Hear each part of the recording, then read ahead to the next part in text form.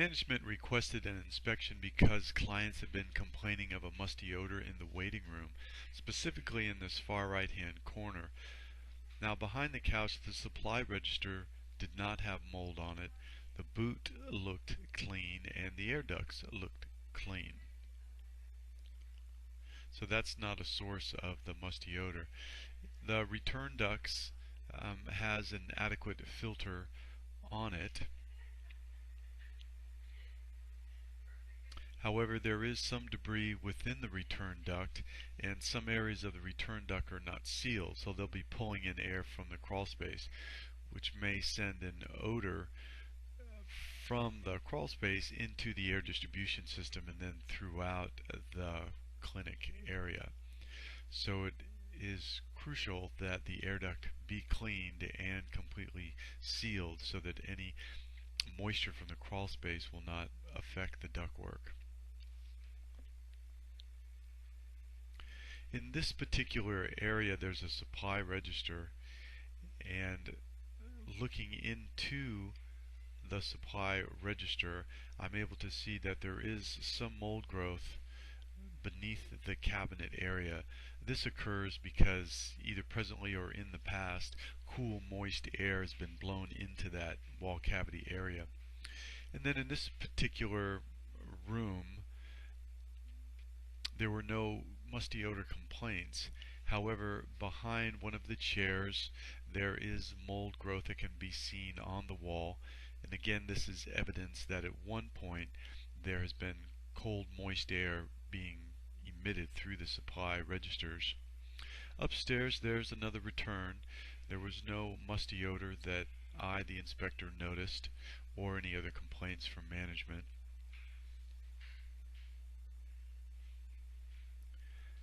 However, looking at some of the supply registers, I can see that there is debris there, specifically insulation, as well as some dust that's on the supply register, maybe mold. And again, there was no musty odor there. The air ducts in general looked fine. There's just some oxidation happening in some specific areas, oxidation because of condensation. These droplets of water are forming and causing the rust.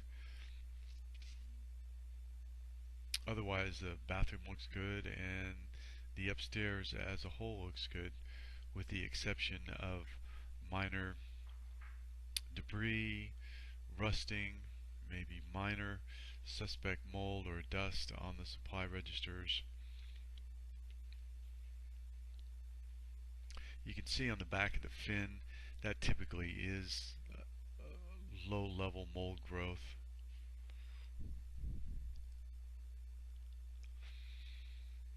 This complex shares a crawl space, and it is an open foundation vent design. So every 10 feet or so there's a foundation vent that's open to allow an air exchange.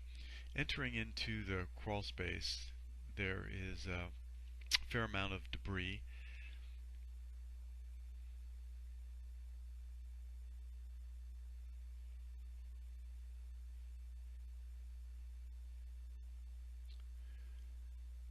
Some of the debris is from old air duct replacements. This material has mold on it. There is also at least one water heater in this immediate area, and you can see the flood line on the foundation wall.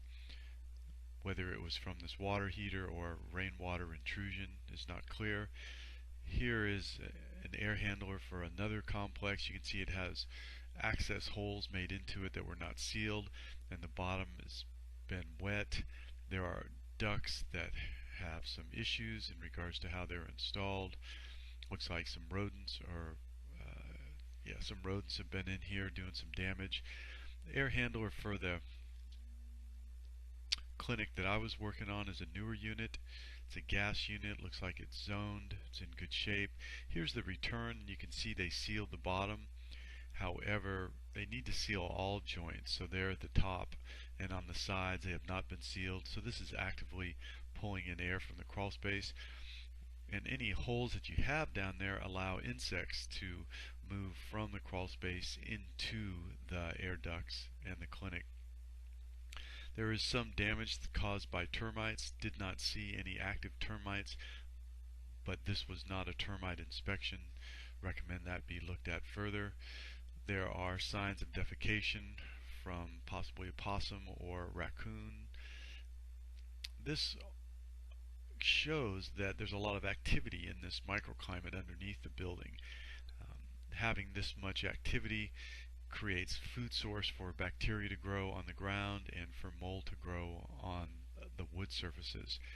There are signs that there has been flooding in here. You can see how plastic is displaced, and there's a lot of dirt that's on top of the plastic. So at some point it's been very active here with water flowing through the crawl space. My suspect is it's been rainwater that's been entering. Another moisture contributor is the moisture barrier itself. Underneath this plastic liner, condensation is forming, and so that allows moisture to evaporate into the crawl space, and that can make the insulation heavy, and the insulation then will fall down, or some may be fallen down because of rodents that were in there. In any event, having insulation not against the subfloor creates more areas where condensation can form, since condensation will form on the cool surfaces in the crawl space. And then where you have water, then you're going to have life, and so there's mold and then insects that eat on that mold. In this particular corner is the corner of concern in the waiting room, and it's somewhat disastrous.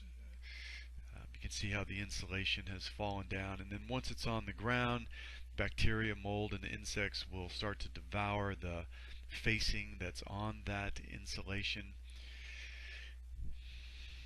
Combine this with some fecal matter and throw in a little water, and this place will start to smell pretty ripe, and that odor can easily get into the occupied spaces above.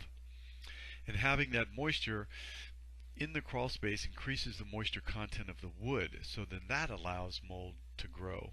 And the different colors of mold mean that at different times we have different amounts of moisture in the crawl space. So again, this is the classic challenge of an open vented crawl space, in that you get humidity levels that vary during the seasons. And in this case, there are different types of mold that are growing. Some of these molds can be allergenic, other types can produce toxins, and some can be pathogenic in immunocompromised individuals. Up above the insulation, there is also mold growth on the subfloor. So even areas where insulation is intact, because there's been so much moisture, mold is growing up on the subfloor. Here's a good example of different varieties or mold of different ages. That's why you get this different coloring. But in any event, this crawl space has some moisture mold issues. This duct is the right hand duct as you come into the seating area, and you can see that the subfloor has been wet and that there's insulation that has fallen down. The insulation has mold growth on it, the subfloor has mold growth. We have it in a white, we have it a yellow, we have a green. So we have extensive amounts of mold growing throughout the crawl space, which has caused the insulation to fall down. In this particular area, we've had some termite damage. Don't know if this is old. I'm not seeing any termites at the moment. Insulation on the ground is being eaten away by bacteria and mold. So whenever it rains, apparently this place gets very wet, and it's going to create a strong musty odor, which apparently has been seeping into the wellness clinic, and it's worse in regards to the flooding in the seating area.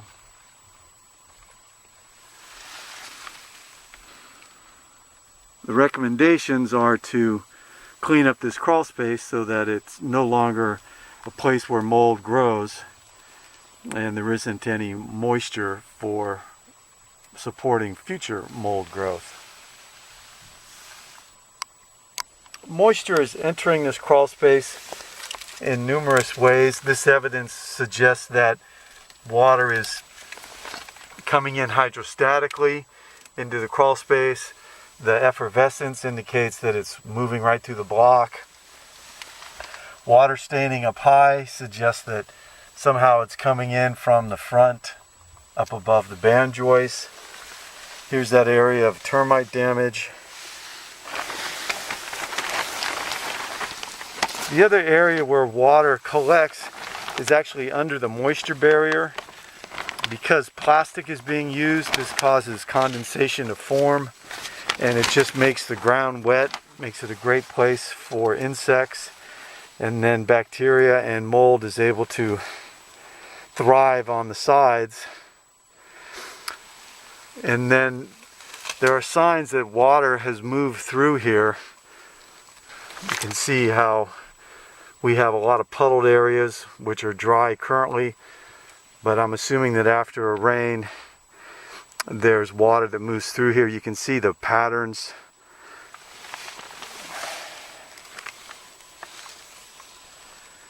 This crawl space is pretty much a disaster. You can see the different types of mold growing on the wood. It's caused because rainwater is flooding this crawl space.